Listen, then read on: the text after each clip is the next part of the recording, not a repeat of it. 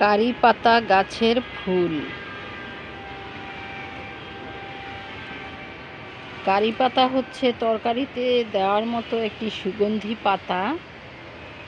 তরকারি রান্নার শুরুতে পেঁয়াজ রসুন তেলে ভাজার সময় এই পাতাটা আমি দেই।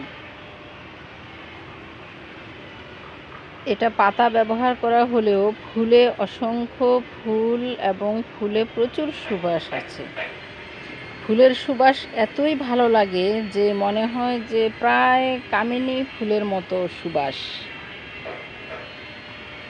এই ফুল থেকে যখন ফল ধরবে, গোল গোল ফল, প্রথমে ফলটা গোলাপি রং হবে, তারপরে লাল হবে, এরপরে ফল কালো হবে। দেখার মতো সুন্দর, পাতাও যেমন সুসজ্জিত, সুবাসিত ফুলটাও অপূর্ব এবং ফল দেখতেও সুন্দর। ফলের বীজ থেকে এর চারা হয়।